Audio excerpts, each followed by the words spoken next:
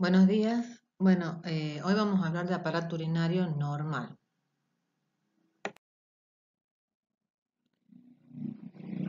Antes que nada vamos a hacer una breve reseña de cómo estaría formado el aparato urinario. ¿Se acuerdan que los órganos que integran el aparato urinario son los riñones, los uréteres y la vejiga? ¿Cómo estaría formada la unidad anatómica del riñón o unidad funcional del riñón, que sería el lóbulo renal? Formado por la médula o pirámide renal, que está cubierto parcialmente por la corteza, como ven en este esquema, que la corteza recubre parcialmente la pirámide renal con unas prolongaciones que serían las columnas de Berti. Como ven en este esquema, que sería como un corte del riñón, como si nosotros hubiésemos hecho un corte sagital del riñón, podemos ver las pirámides en la parte más central, la corteza renal que la recubre, unas prolongaciones que serían las columnas de Bertin hacia el seno del riñón.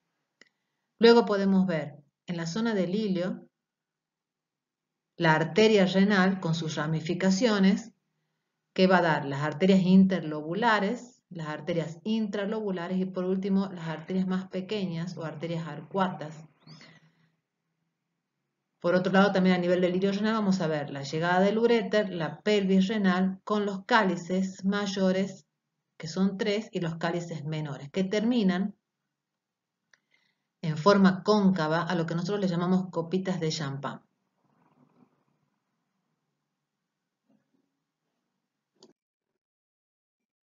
¿Cuáles son las técnicas de exploración que vamos a utilizar para ver el riñón, uréter y vejiga? En primer lugar, la radiografía simple de abdomen. Generalmente se hace en bipedestación, o sea, con el paciente en posición de pie. Es muy importante la preparación previa del paciente, debido a que al ser los riñones retroperitoneales necesitamos limpiar muy bien el intestino para que se pueda ver los riñones con más claridad. Podemos notar el polio inferior de los riñones, en este caso en la radiografía de la derecha vamos a ver que se ve mejor el polio inferior del riñón izquierdo, no tan claramente podemos ver el polio inferior del riñón derecho, que acá se lo ve superpuesto con aire dentro de las asas intestinales. Podemos notar el contorno de los músculos psoas, una línea radiolúcida que nos está marcando el contorno de los músculos psoas. Indirectamente nos puede señalar patología renal cuando ese contorno está borrado, por ejemplo un riñón que tenga un tumor o un riñón descendido. También en la topografía de los riñones o en la zona que correspondería al trayecto de los uréteres, que sería más o menos sobre las apófisis transversas, podemos encontrar algunas imágenes densas que nos puedan hacer sospechar patología litiásica dentro del riñón.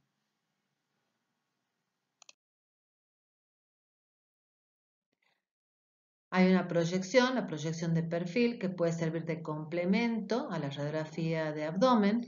Cuando encontramos, por ejemplo, imágenes densas a la altura del hipocondrio derecho, nosotros al hacer una proyección de perfil podemos descartar que estas imágenes densas correspondan a una patología vesicular cuando están por delante de la columna vertebral o que corresponda a patología renal cuando están superpuestas a la columna vertebral. Acá, por ejemplo, podemos ver estas imágenes densas, heterogéneas, que están por delante de la columna vertebral, por lo tanto, podemos pensar que en realidad corresponde a una patología vesicular. En segundo lugar, las radiografías contrastadas. Para la realización de radiografías contrastadas tenemos que usar contrastes iodados hidrosolubles que se los inyecta por vía endovenosa. Generalmente se elige una vena del pliegue del codo del brazo izquierdo. Se inyectan aproximadamente 100 centímetros cúbicos de contraste y inmediatamente o a los pocos minutos este contraste va a empezar a ser filtrado por los riñones. El primer método o el primer estudio que podemos hacer contrastado, un estudio radiológico contrastado, es el urograma excretor. El urograma excretor convencional, nosotros vamos a hacer radiografías en diferentes tiempos. Comenzamos a los 5 minutos, que sería la imagen que demuestra la radiografía de los 5 minutos, es la primera, la imagen que vemos a la derecha, cuando vemos el riñón, fíjense, este sería el riñón, bien impregnado de contraste, lo vemos hiperdenso y empezamos a ver cómo ese contraste empieza a filtrarse. Si se acuerdan, en la radiografía directa no lo veíamos tan claramente el riñón, tampoco veíamos los cálices, la pelvis, pero acá como hemos puesto contraste iodado endovenoso, vemos cómo empezó a filtrar ese riñón y se nos manifiestan los cálices menores, los cálices mayores y la pelvis renal. Esta primera fase a los 5 minutos se llama fase nefrográfica. Acá se ve con claridad el riñón. En una segunda etapa, a los 15 minutos, ya podemos ver que empiezan a contrastarse los uréteres e incluso se empieza a llenar la vejiga. Y por último, a los 30 minutos también podemos ver que la vejiga está mucho más llena, mucho más replesionada y los riñones ya no se ven con tanta claridad porque ya han filtrado prácticamente todo el contraste. Estas últimas etapas se denominan fases urográficas. Este estudio se llama urograma excretor convencional. Hay otro estudio en el que la técnica es exactamente la misma, pero en lugar de empezar con una radiografía a los 5 minutos, empezamos con una radiografía en el primer minuto, otra a los 3 minutos y otra a los 5. Ustedes van a ver en la placa un relojito que está marcando los minutos en el que se ha hecho el examen. Ese se llama urograma excretor minutado y es útil para evaluar principalmente la función renal. Si un riñón está mucho más lerdo que el otro para impregnarse de contraste, podemos decir que ese riñón no está funcionando bien. En muchos casos, el problema está en la irrigación, es decir, a nivel de la arteria renal, que llega poca sangre al riñón, por lo tanto el riñón se impregna en forma más tardía. Eso tiene como consecuencia hipertensión arterial y este método es de gran utilidad para su diagnóstico. En la primera fase del estudio, que yo les decía que se llamaba fase nefrográfica, cuando veíamos los riñones bien contrastados, bien marcados, porque todo el pool de contraste está llegando a los riñones, podemos medir el espesor córtico-medular o distancia córtico-medular. Eso es importante porque muchas patologías cursan con disminución de esa distancia córtico-medular o del espesor del parénquima renal. ¿Cómo lo hacemos? Primero trazamos una línea, como ven en este esquema, que sería por acá, que se llama línea de Dobson, que la trazamos por el bordecito de las copitas de champán, del bordecito que corresponde a la papila, la parte cóncava de los cálices menores. Y también trazamos otra línea que va por el contorno del riñón. Ahora bien, medimos el espesor del parénquima a nivel del cuerpo renal y también medimos el espesor del parénquima en los polos. Tiene que medir aproximadamente 2 centímetros a nivel del parénquima y 3 centímetros en los polos. Si hay disminución del espesor córtico-medular, podemos hablar de patología renal o podemos sospechar algún tipo de insuficiencia. Esta imagen que ven acá, que se parece a una radiografía, pero en realidad si la miramos bien van a ver que está como fuera de foco. Este estudio se llama tomografía lineal. En la tomografía lineal lo que hacemos es borrar todas las estructuras que están por delante y por detrás del órgano que queremos estudiar. En este caso queremos estudiar los riñones, entonces se han borrado todas las imágenes que están por delante del riñón. No vemos, por ejemplo, asas intestinales y se ve muy bien el contorno del riñón. Generalmente se hace un corte de tomografía lineal en la primera fase del urograma excretor, quiere decir, o sea, en la fase nefrográfica del urograma excretor.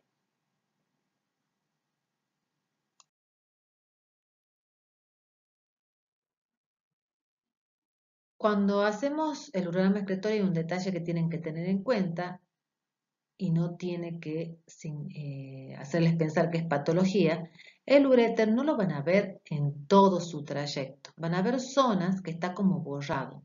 ¿Por qué? Porque el uréter tiene ondas peristálticas. Entonces hay algunas partes cuando está pasando esa onda peristáltica que va a parecer que el uréter está obstruido. Y en realidad es normal. También hay tres estrecheces fisiológicas que las tienen que conocer. Una, superior, en la unión urétero-piélica, la segunda, cuando cruza el promontorio, y la tercera, cuando llega el uréter a la vejiga, es decir, en la unión urétero-vesical. Acá pueden ver, en la unión urétero-vesical, cómo hay una tercera estrechez fisiológica que la tenemos que tener en cuenta para no pensar que hay una patología o una obstrucción a ese nivel. Por último, hacemos una cistografía, es decir, un estudio contrastado de la vejiga. Ya está la vejiga bien llena, podemos evaluar los contornos, la forma, el tamaño y en una última etapa le decimos al paciente que evacúe y podemos ver cuánto ha quedado de orina dentro de la vejiga.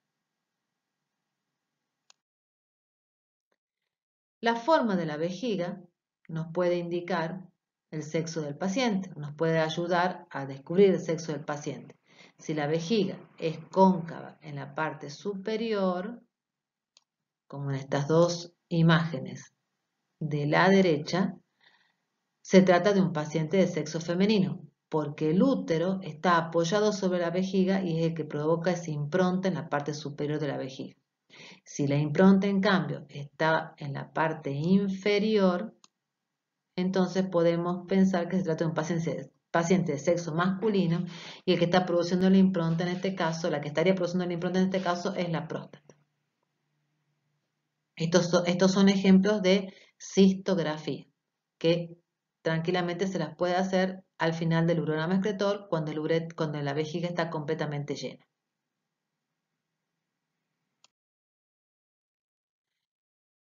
Otro estudio que podemos hacer con contraste, estudios radiológicos con contraste, es la cistouretrografía miccional. Por lo general es un estudio que se hace en niños que han tenido infecciones urinarias a repetición.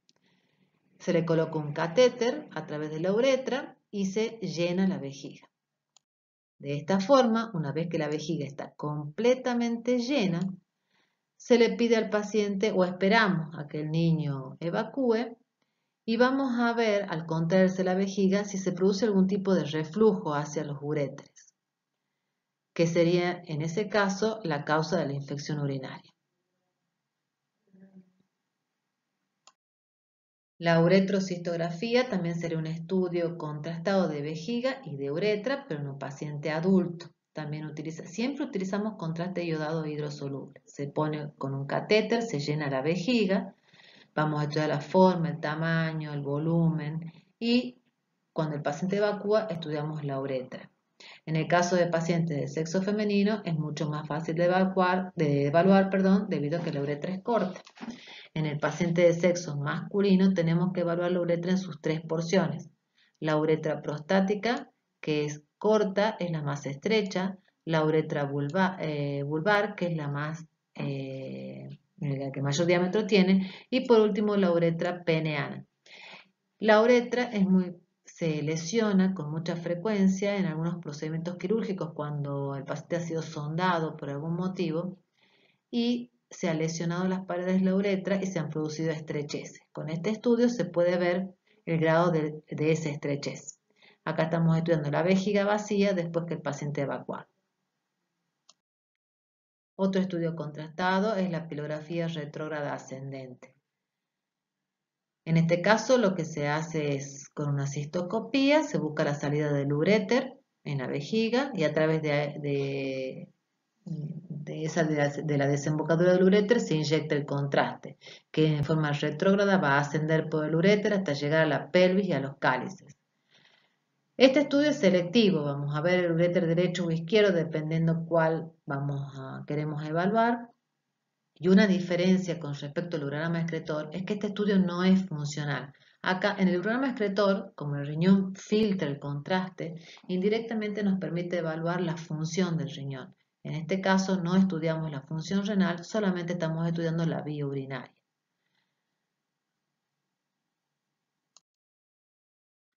La pielografía percutánea es otro estudio contrastado en el que hacemos una punción a nivel de la región lumbar y bajo guía radioscópica con una aguja de Chivas.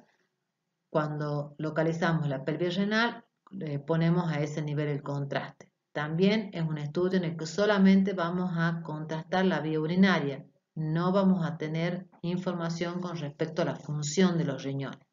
Vamos a ver la pelvis, vamos a ver los cálices, vamos a ver el uréter, en casos de que estemos sospechando algún tipo de obstrucción. Y el último estudio que nos queda de los estudios contrastados, radiológicos contrastados, es la arteriografía renal.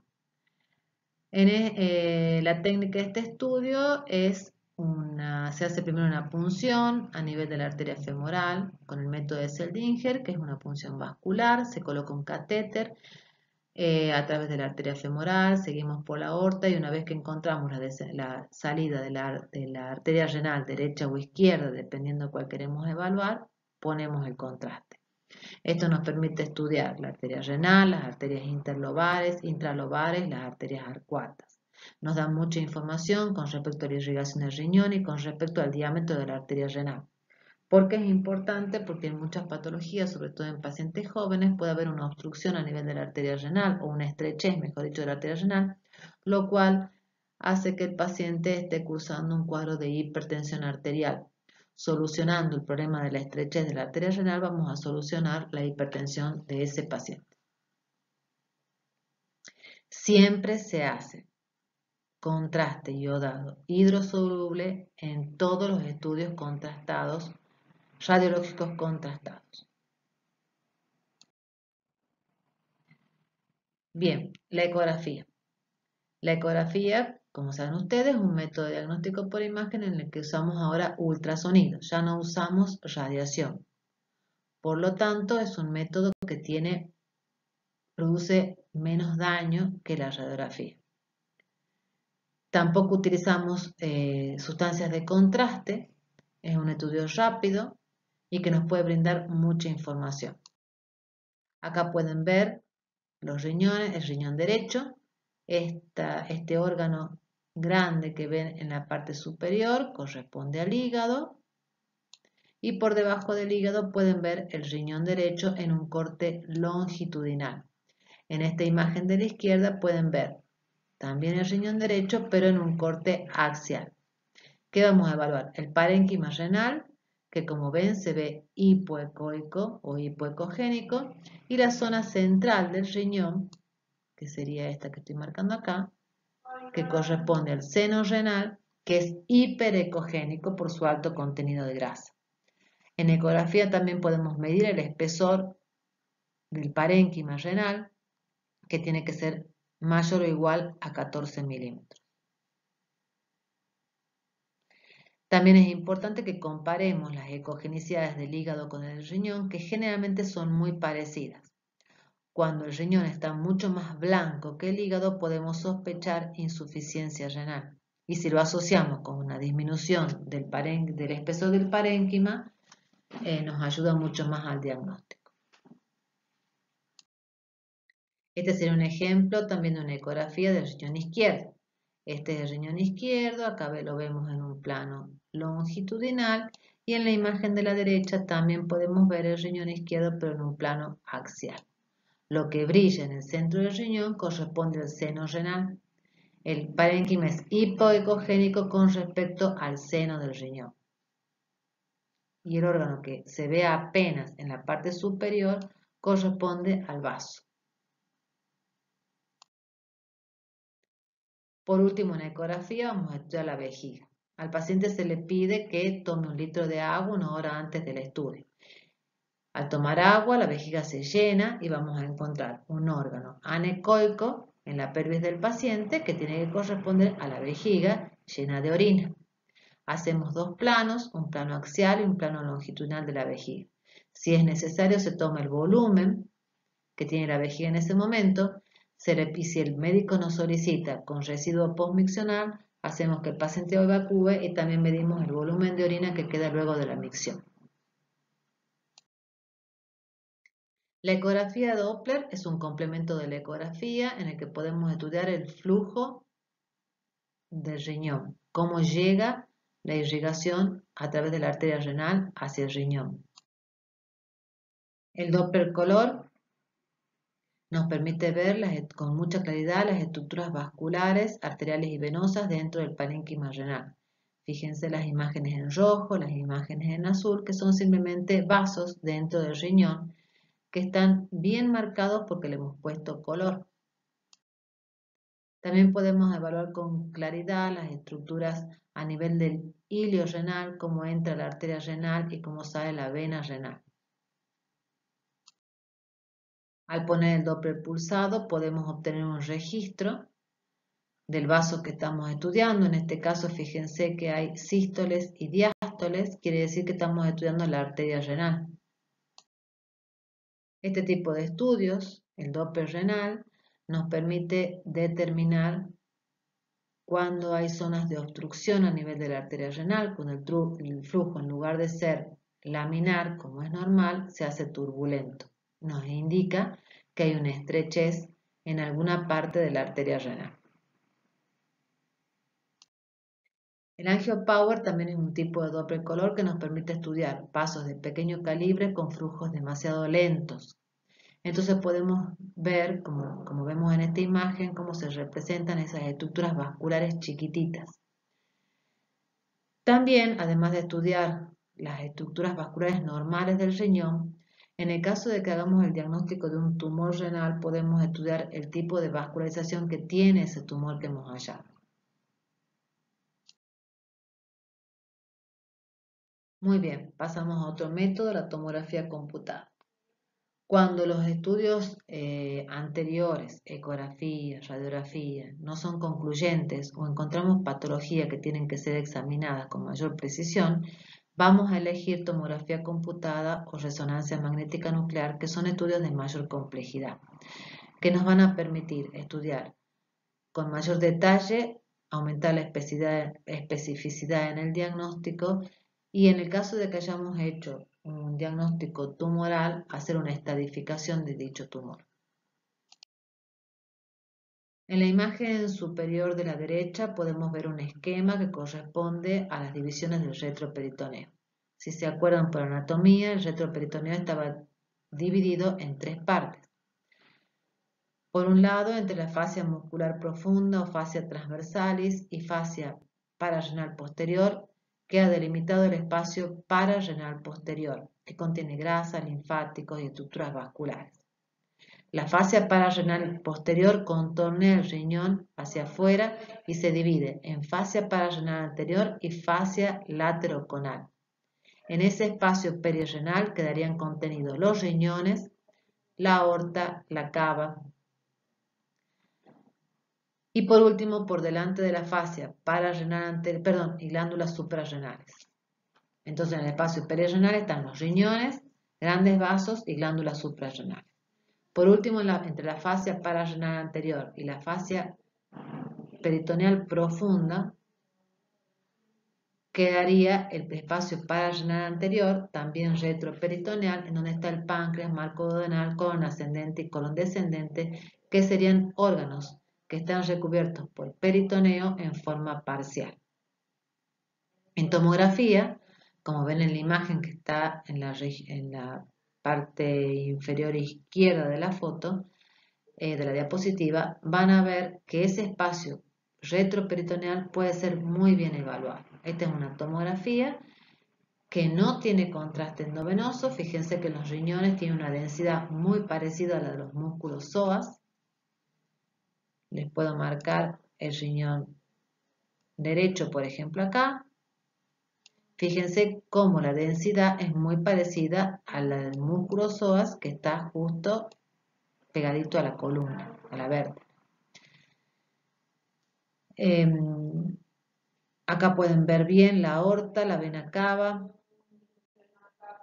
y podemos inyectar contraste para ver con mayor detalle la estructura renal. Como pueden ver en este ejemplo, fíjense que la densidad del riñón ahora es muy parecida a la de las vértebras. Quiere decir que hemos puesto contraste.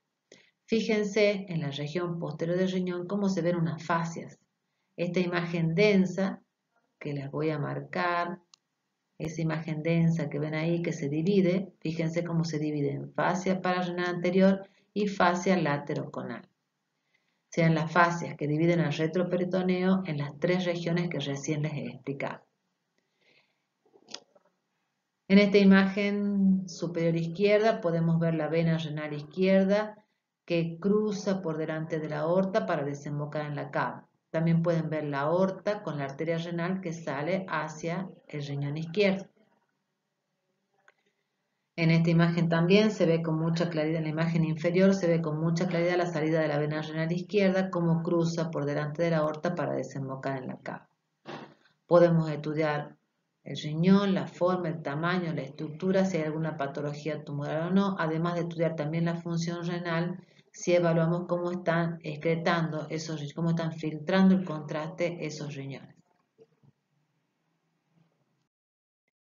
En resonancia magnética también, como en tomografía, la dejamos reservada para aquellos casos en los que queremos lograr mayor especificidad en el diagnóstico, cuando los métodos anteriores no han sido concluyentes o cuando encontramos un tumor y necesitamos obtener más información con respecto a las características del tejido tumoral. Y para aquellos casos en los que queremos hacer una estratificación tumoral. Acá podemos ver 4 imágenes de resonancia magnética en diferentes secuencias y diferentes planos de corte. Hacia la derecha, la imagen superior nos está mostrando un plano axial de abdomen, en donde podemos ver principalmente el riñón izquierdo, con la vena renal que cruza por delante de la aorta para desembocar en la cava. Esta sería una secuencia T1, fíjense cómo la grasa es brillante y a nivel del canal medular, fíjense que el líquido está hipointenso. La imagen inferior derecha, en cambio, nos muestra que el líquido a nivel del canal medular es hiperintenso. Eso sería una secuencia en T2. Podemos ver muy bien los riñones, podemos evaluar la forma, el tamaño, si hay patología, algún tipo de patología tumoral o no. También se puede evaluar también el retroperitoneo, todo lo que la patología a nivel del retroperitoneo. Estas dos imágenes de la izquierda son planos coronales, en donde también podemos ver forma, tamaño y la altura de los riñones y también, por supuesto, descartar patología tumoral. La uroresonancia es un estudio en el que se puede estudiar muy bien los riñones y se puede estudiar muy bien la vía urinaria, cálices menores, cálices mayores, pelvis, uréteres y vejiga. Es un estudio muy semejante, o sea, la información que nos brinda es muy semejante a la información que nos podría brindar el urograma excretor, con la diferencia de que en este caso no necesitamos inyectar ningún tipo de contraste. La imagen que ustedes ven acá, en la parte inferior izquierda, que he puesto para que puedan comparar, sería un urograma excretor. Fíjense la diferencia del urograma excretor, que podemos ver muy bien las vértebras porque es una radiografía. Vemos los riñones con los cálices, la pelvis y los uréteres contrastados. Y es muy semejante a la imagen que podemos ver en la uroresonancia, que sería la imagen superior. La gran ventaja es que obtenemos mucha información y la podemos hacer en aquellos pacientes que son alérgicos al yodo. También podemos descartar patología tumoral, patología obstructiva. En cuanto a los estudios con medicina nuclear, acá tenemos que inyectar un radioisótopo que generalmente se está utilizando tecnesio 99.